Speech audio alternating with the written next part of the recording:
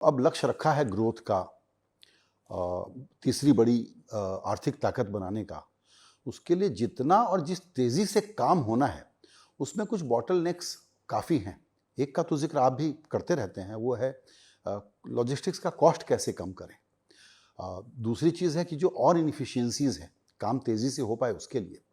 तो अब हम ये जानना चाहेंगे कि अगर दोबारा आप लोग पावर में आएंगे तो वो बिग डील्स क्या होने वाली हैं जो कि इंक्रीमेंटल काम नहीं, ट्रांसफॉर्मेशनल काम करेगी। देखिए, पहली बात तो ऐसी है, जो इसी साल दिसंबर के पहले आपको काफ़ी बड़ा परिणाम दिखेगा।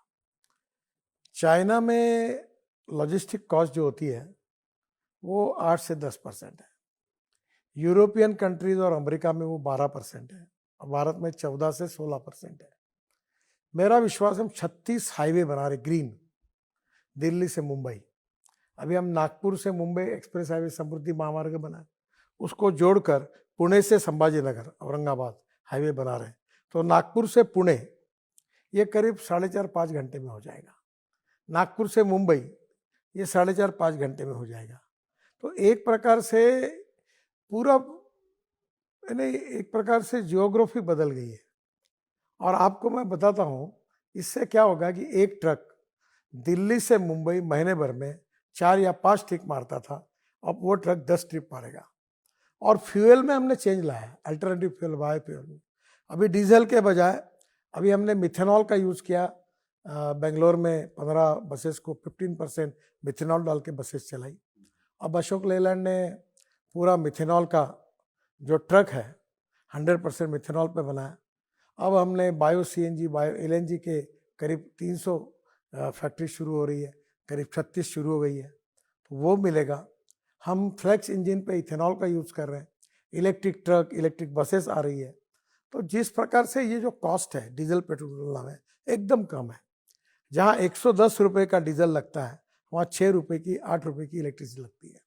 तो एकदम लॉजिस्टिक कॉस्ट कम हो जाएगी। और उस प्रकार से 22 रुपये मिथेनॉल का भाव है, तो डीजल का भाव 110 रुपये लीटर है।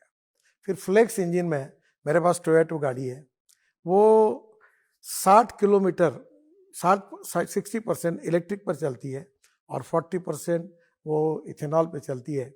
इथेनॉल का रेट 60 रुपये है, पेट्रोल का 120 रुपये है। तो अगर हिसाब किया जाए तो 25 रुपये लीटर पेट्रोल का भाव होता है और पोल्यूशन नहीं के बराबर है और गाड़ी एकदम बेस्ट है। तो हमने 2 व्हीलर भी बनाया। तो ओवरऑल फ्यूल में और रोड में जो बदलाव हुआ है उसके कारण लॉजिस्टिक कॉस्ट निश्चित रूप से सिंगल डिजिट पे आएगी। और मेरा टारगेट था कि 2024 समाप्त होने के पहले ये 9% पे आएगी। अब देखिए 2024 नज़दीक है और आपको ध्यान में आएगा कि नए नए टेक्नोलॉजी का और अल्टरनेटिव फ्यूल और बायो फ्यूल का उपयोग करके निश्चित रूप से इसमें रिवोल्यूशनरी चेंज होगा, ऐसा मेरा विश्वास है। बिल्कुल। चूंकि आपने फ्यूल, क्लीन एनर्जी और रोड इंफ्रास्ट्रक्चर की बात कही जो बड़ा रोल प्ले करती है इकोनॉमिक ग्रोथ में, वो तो सही है, लेकिन इसके अलावा और बड़े काम मैन्युफैक्चरिंग से लेकर के सर्विसेज तक जो कि इस इकोनॉमी को कैटापुल्ट करें। चूँकि कहा जा रहा है कि अब तो 2024 के बाद की तैयारी हो रही है, ब्लूप्रिंट बना रही है आपकी सरकार, आपकी पार्टी। तो शुरुआती दिनों में जाहिर है कि आप लोगों को एक सेंस है कि क्या क्या करने जा रहे हैं। देखिए, मैं आपको एक ही उदाहरण मेरे डिपार्टमेंट का बताऊंगा। मैं जब मंत्री बना तो हमारे ऑटोमोबाइल इंडस्ट्री का वर्ल्ड में 7वां नंबर था। आज ये इंडस्ट्री 12.5 लाख करोड़ की है, 4.5 करोड़ लोगों को जॉब दे चुकी है, 3.5 लाख से 4 लाख करोड़ का एक्सपोर्ट है। और ये इंडस्ट्री सबसे ज़्यादा जीएसटी के रूप में भारत सरकार और राज्य सरकार को रेवेन्यू देती है। अब देखो परिवर्तन कैसा हुआ। हमने जो नए नए टेक्नोलॉजी, नए नए ब्रांड पूरे भारत में आए, हमने उनको प्रोत्साहित किया और आज स्थिति ऐसी है कि हमारी ऑटोमोबाइल इंडस्ट्री का नंबर वर्ल्ड में 7वें से अब 3रे नंबर पर आया है। हमने जापान को भी पीछे में डाला है।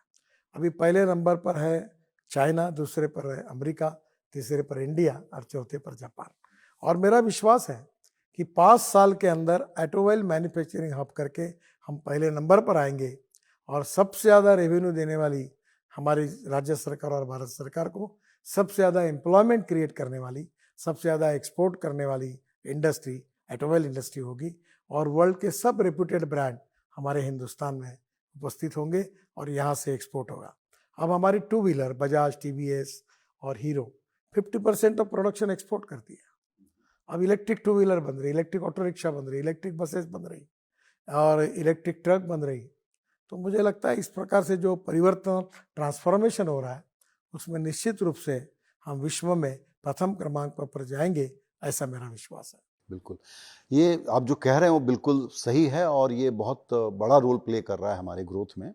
लेकिन इसका एक दूसरा चैलेंज भी है, वो ये है कि जब आप ऑटोमोबाइल इंडस्ट्री के बढ़ने की बात करते हैं और अगर उसकी सीक्वेंसिंग ठीक नहीं है क्लीन एनर्जी वाले व्हीकल्स के साथ, तो हमारे देश में पोल्यूशन, खास करके शहरी इलाकों में पोल्यूशन की समस्या बहुत गंभीर होते जा रही है।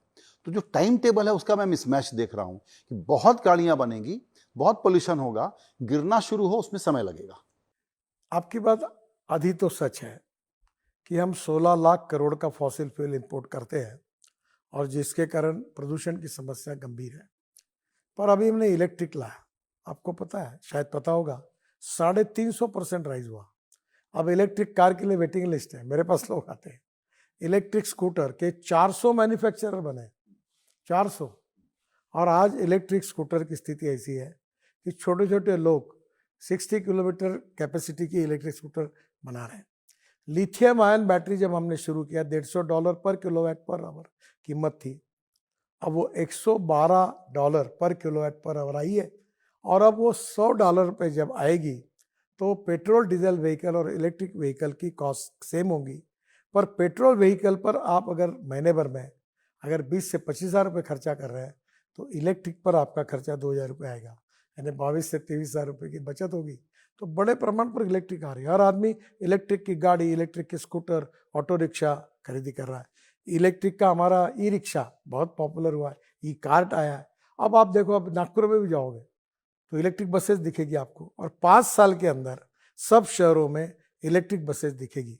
और इतना ही नहीं, तो दूर दूर जाने वाली, जैसे दिल्ली से शिमला, दिल्ली से चंडीगढ़, पुणे से मुंबई, सब इलेक्ट्रिक गाड़ियाँ दिखेगी। वो दिन अब दूर नहीं है। इससे प्रदूषण भी कम होगा और इंपोर्ट भी कम होगा और एक प्रकार से टिकट रेट 30% कम होंगे और जनता भी खुश होगी। मैं अब नागपुर के रिंग रोड पर एक इलेक्ट्रिक केबल हाईवे बना रहा हूँ और उसके लिए कोशिश है कि 3 बसें जोड़कर ये ट्रॉली बस चलेगी और टिकट रेट डीजल बस की तुलना में 30% कम होंगी। अंदर में लैपटॉप देख सकेंगे और उस बस एयर कंडीशन होगी, बैठने की अच्छी सुविधा होगी और 30% टिकट रेट कम होगा। तो मुझे लगता है कि हमारा ट्रांसपोर्ट सस्टेनेबल होगा।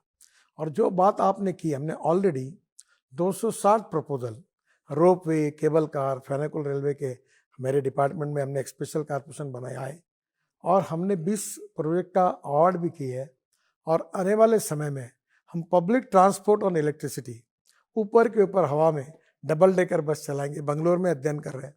तो नेचुरली ट्रांसपोर्ट का बदल रहा है पूरा। ये अभी मुंबई में नया एयरपोर्ट बन रहा है, तो मैं जब शिपिंग मंत्री था, हमने एक प्रोजेक्ट तैयार किया है कि वो एयर वाटर टैक्सी, यानी इस मुंबई की सब दिशा से 17 मिनट के अंदर आप नए मुंबई एयरपोर्ट पे पहुंचोगे, जो नया मुंबई में बन रहा है। तो रोड का ट्रैफिक कम होगा, पोल्यूशन कम होगा और लोगों को सुविधा भी मिलेगी और ट्रांसपोर्ट कॉस्ट भी सस्ती होगी। तो ट्रांसपोर्ट मोड में बहुत बदल हो रहे हैं। मेट्रो का विस्तार हो रहा है और मुझे लगता है कि आने वाले समय में पार्किंग प्लेसेस बनेगी, अच्छे रोड बनेंगे और निश्चित रूप से ये सस्टेनेबल डेवलपमेंट हमारे देश में वर्ल्ड स्टैंडर्ड का जो इंफ्रास्ट्रक्चर करने की मोदी जी की एक ये उद्दिष्ट है, वो निश्चित रूप से पूरा होगा।